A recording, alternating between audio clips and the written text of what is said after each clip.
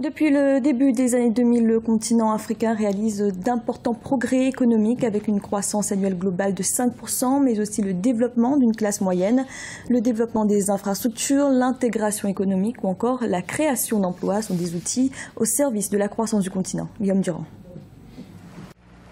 Avec un taux de croissance globale de 4,8% en 2013 et des prévisions à 5,3% en 2014 selon la Banque africaine de développement, l'Afrique est un continent en marche. Malgré la crise et alors que les autres économies mondiales semblent stagner, l'Afrique continue de se développer à un rythme effréné.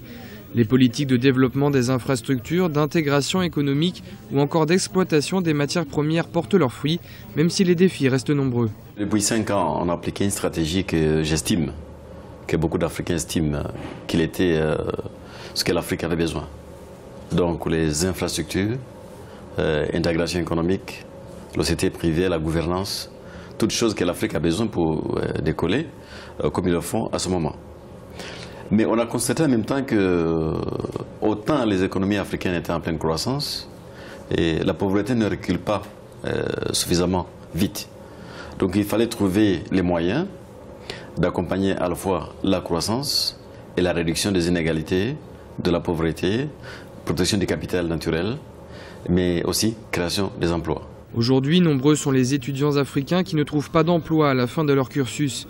L'avenir du continent et sa croissance dépendent en partie de la faculté qu'auront les États africains à régler ce problème. On a créé une dynamique de la croissance, maintenant il faut une dynamique de création des emplois avec la croissance.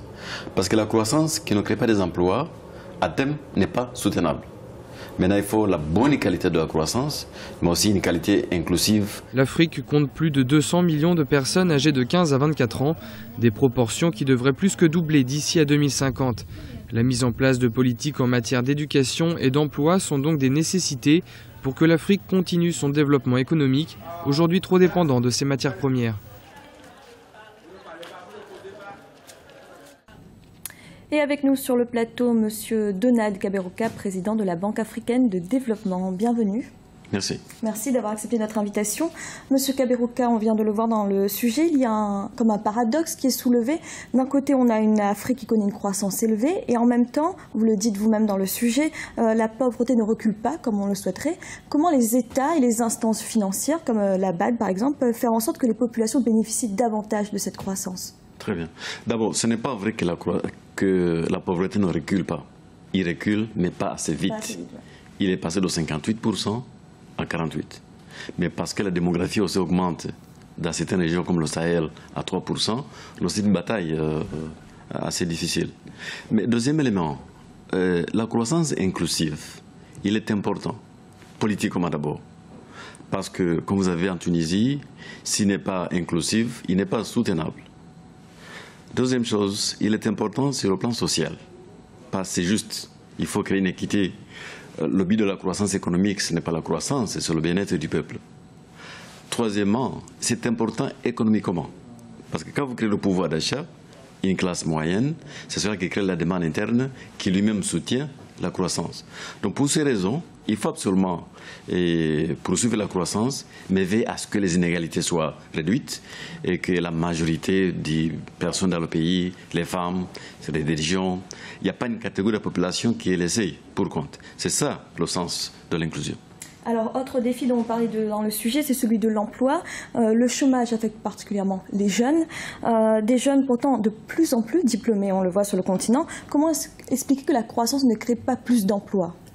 Alors, question complexe. Le chômage aujourd'hui, c'est un défi pour tout le monde, y compris les économies, les émergents et les anciennes économies riches. Donc, il faut poser la question de l'origine de la croissance. Si aujourd'hui, par exemple, la croissance africaine avait comme origine l'agriculture, on allait créer plus d'emplois. Mais souvent, il est tiré par les secteurs limités des ressources naturelles, la demande interne. Donc, cela crée des emplois, mais pas assez vite. Donc, la clé de tout cela, c'est la transformation de l'économie. Ce n'est pas la simple croissance. Parce que quand vous transformez l'économie, vous élargissez la base de la croissance. Et c'est ça tout ce qu'on est en train de faire. Mais je vous rappelle aussi qu'il y a certaines choses que les gens doivent se dire. L'Afrique aujourd'hui, partout, de l'Afrique du Sud à l'Afrique du Nord, manque de l'énergie suffisamment. Donc, que vous soyez un petit garagiste dans une ville ou une femme qui a son boutique. C'est cette manque d'énergie qui fait que vous n'allez pas employer beaucoup de jeunes. Donc, il y a l'éducation, il y a l'agriculture, il y a des entreprises. Donc, c'est une bataille qu'on doit gagner, mais je crois qu'on est sur le bon chemin. Alors, M. Kaberuka, une dernière question. La disparition de Nelson Mandela, l'ancien président sud-africain, quel est votre premier ressenti? Vous avez déclaré que ce serait poursuivre l'œuvre de Nelson Mandela. En quoi la BAD, par exemple, peut-elle poursuivre l'œuvre? Mandela s'est battu, pourquoi? S'est battu pour la dignité de l'homme. L'homme n'est pas digne s'il est pauvre. L'Afrique n'est pas digne s'il n'est pas uni. Donc, poursuivre l'action de Mandela, c'est ce qu'on fait. Et se battre contre la pauvreté, les inégalités, l'injustice, l'humiliation parce qu'on est pauvre. Il faut aussi poursuivre sa vision pour l'Afrique, l'Afrique intégrée, l'Afrique qui est en paix avec lui-même. Donc, nous sommes tous en train de pleurer cet grand homme, mais le plus important d'aujourd'hui, c'est que là où il est, il peut se dire que les Africains que j'ai laissés derrière moi, on est en train de poursuivre la bataille que j'ai menée depuis les années 60. Monsieur Kaberuka, merci d'avoir répondu à nos questions. Merci beaucoup.